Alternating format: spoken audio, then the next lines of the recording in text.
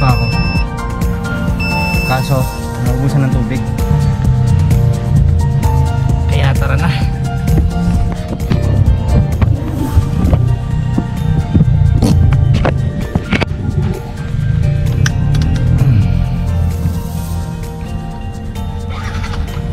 Uy. Ayun naman daw.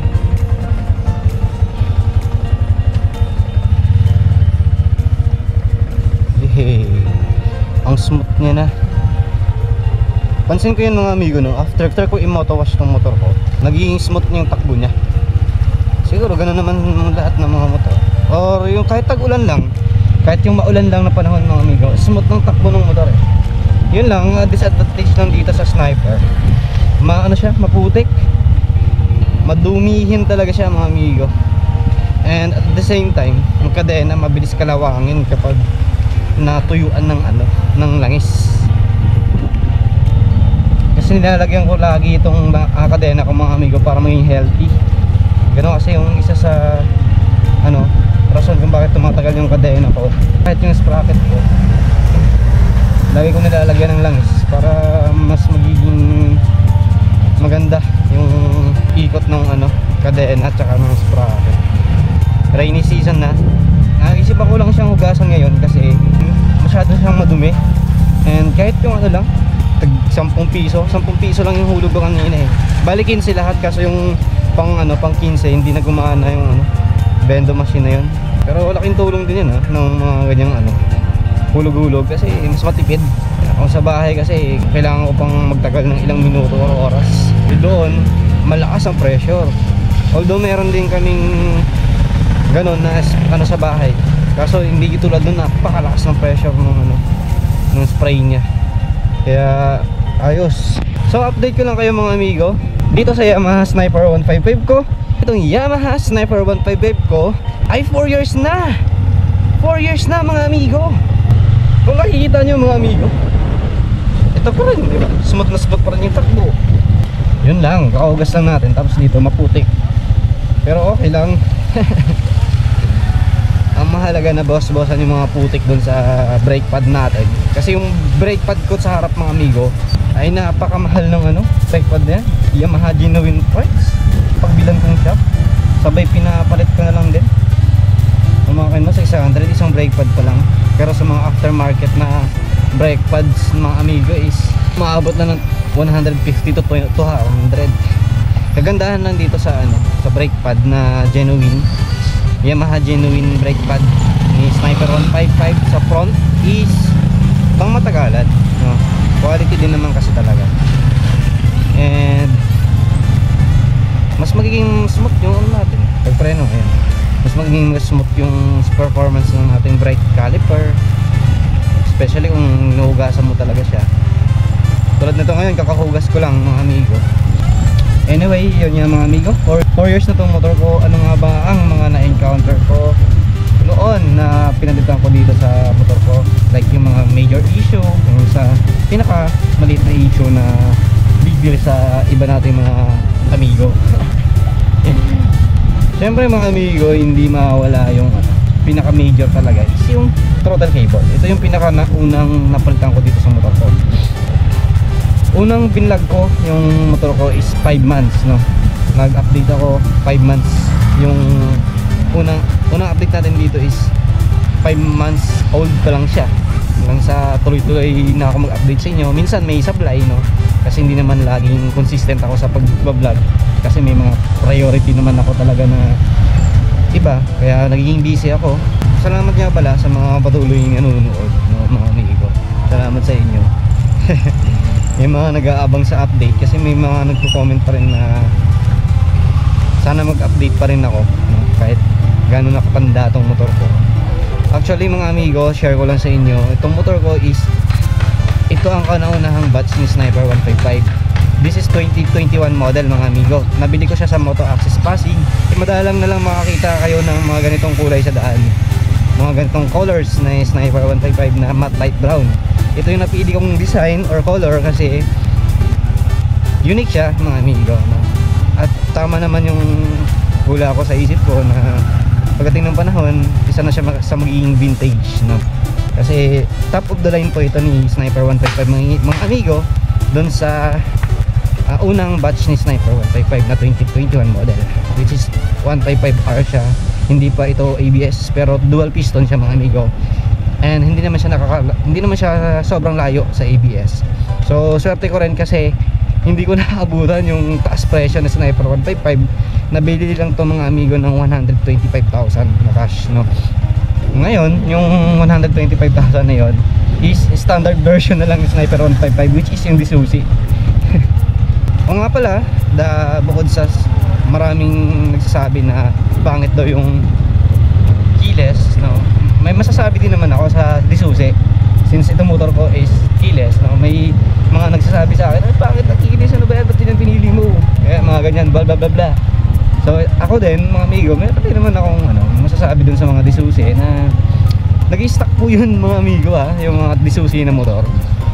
Katagalan mga amigo kumakalawang or kinakalawang yung Disusi. And yun ang isa sa sakit ni Yamaha, no, pagdating sa mga motorcycle niya. Yung nag-i-stock up or pag kinakalawang lang yung Disusi niya, yung susian niya, yun, hindi mo na mabubuksan, hindi mo na ma-on yung motor mo mga amigo kasi nag-stock up na siya. So yun yung disadvantage ng mga Disusi rin. Pero sa remote tuloy dito sa keyless, no, nakita nyo naman 4 years na mga amigo, diba? Alagang-alaga naman. Depende sa owner, no? Depende lang sa owner yun. Meron din naman Disusi na alaga din nila yung motor nila sa anong tinatawag doon, yung DW40 ba yan? Yun. At hindi naman nag-i-stock up, no?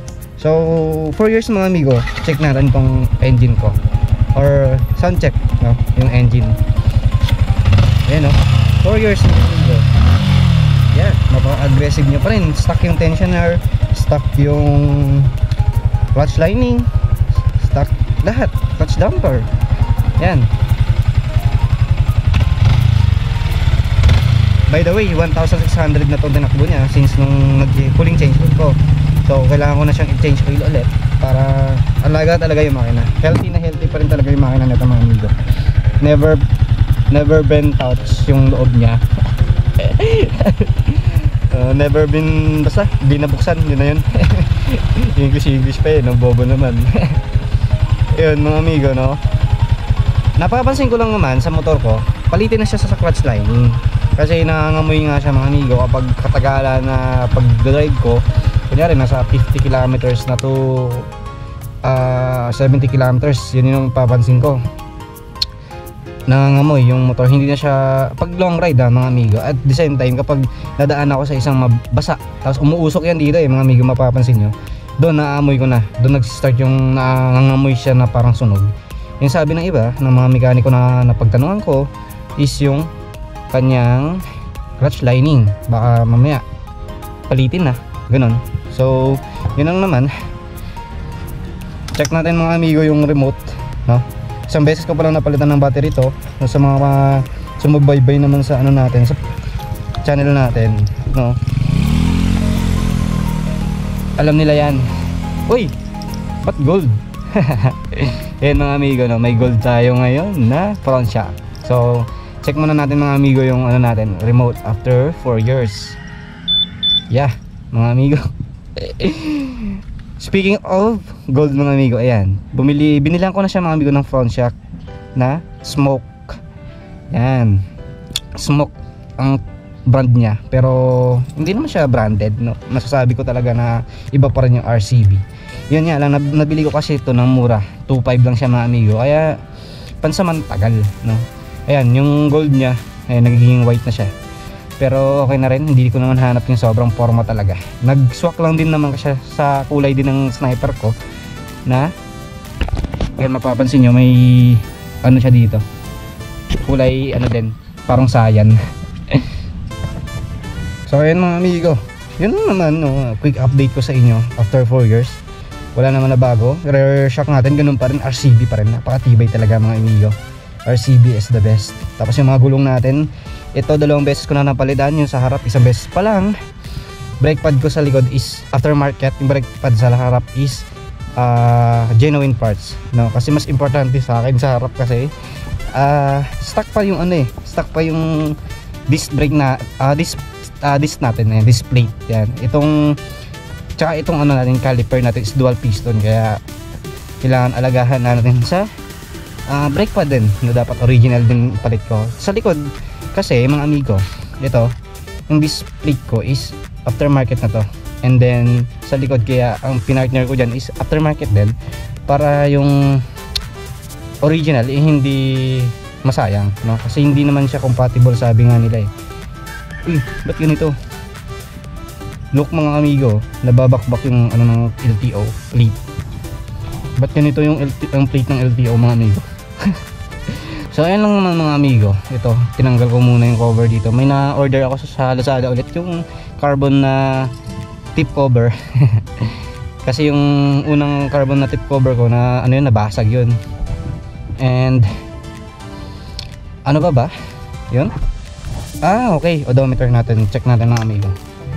Tsaka before that, ito muna yung ating compartment.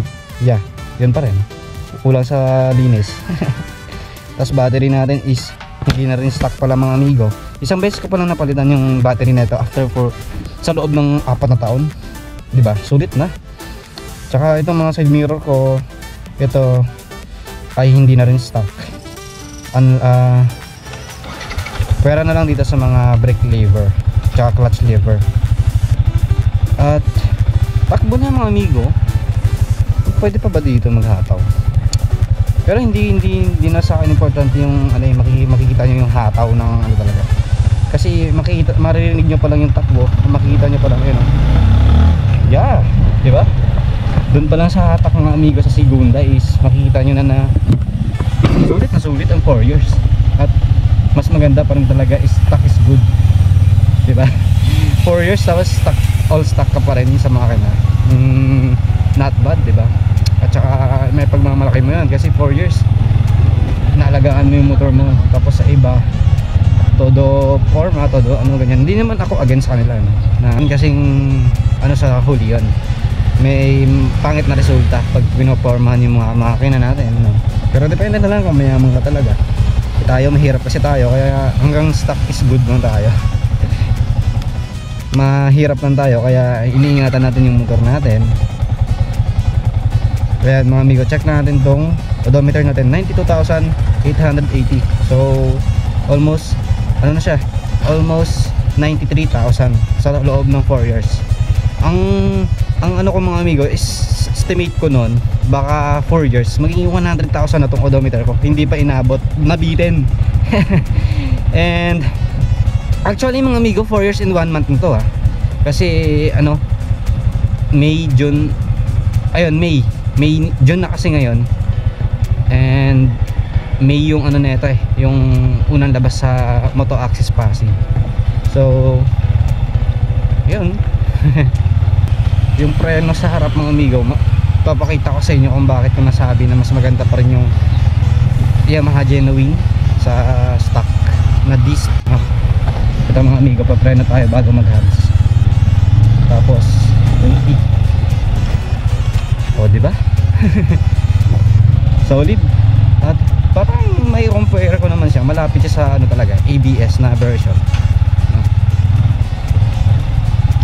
Yung ABS version mga amigo, umaabot na ng 160,000 sa market Halos mas mahal pa ang Sniper ngayon kaysa sa mga automatic like Yamaha Aerox. Diba nasa isip naman natin dati na kapag manual, no, na motor is pangmahirap, diba? Yun nasa isip ng iba. Ito kasi dream bike ko na to simula nung ano ako namulat, or simula nung nagkaroon na ako ng hilig sa motor. Ayun, mas mahal na ang Sniper 155 kaysa Aerox mga amigo, no? Hindi na sila magkakalayo sa presyo. Although may ano naman, similarities din naman sila sa features. Ang ayaw ko lang sa Aerox is hindi siya naka-disc brake sa likod. Yun yung disadvantage yun. Kasi ang ingay nun, ang pangit sa likod ng ano, drum brake ba yun? Tawag doon, drum brake, no? Drum brake pala. No, pag drum brake kasi, ang ingay sa likod kapag kinalawang or hindi mo lang na maintain yung brake show na ata yun, no? Familiar ako doon sa mga mga Mio drum brake kasi naka drum brake din naman yung Mio Sporty ko before. Mga drum brake na motor, yun yung mga disadvantage kapag tag-ulan. Disadvantage yun kasi mabilis kalawangin yung brake shock pala. And yun mga amigo, yun lang naman. Siguro makapag-ride naman na ako sa sunod kasi ngayon hindi ko pa magawa. Padahilanan nga na itong rainy season na. Ngayon lang kasi ako na ulit mag-ride nainganyo. Nung mga panahong tag-init, parang panay hataw ako panay grind kasi ako. Niisip ko yung para pag tagating ng tag-ulan meron akong naimbak. Parang mga mga ant-months. Ant lang mga parang mga langgam kailangan umataw sa tag-araw para pagdating ng tag-ulan may naimbak na tayo, diba? Yun mga amigo, wala pa rin pinagbago. Ito pa rin naman yung motor ko, Sniper 155 2021 model. At shoutout nga pala sa mga naka 2021 model din. And meron din nagko-comment sa atin na parehas daw kami ng kulay ng motor. Salamat sa inyo mga boss. And yan, ride safe sa inyong lahat. Kita-kits sa daan, nagbubusina pa rin naman ako sa mga kapwa at sniper ko. From version 1 to something, version 2 hanggang sa pinakamatanda na version ngayon. ABS, yung pinaka-latest na version ni Sniper 155. And yun, hanggang dito na lang siguro ang video natin mga amigo. Medyo mahaba na yung kwentuhan natin. Hanggang sa sunod na kwentuhan ulit sa pag-update ko dito sa Yamaha Sniper 155 ko. Once again, this is Amigo. Maraming salamat sa inyo panonood mga amigo. Puro amigo na lang. Redundancy, And shoutout sa lahat ng mga gagi, kulit ang aso. Ano ginagawa niya? Naglalambing. Naglalambing yung aso natawa ako. Ayan,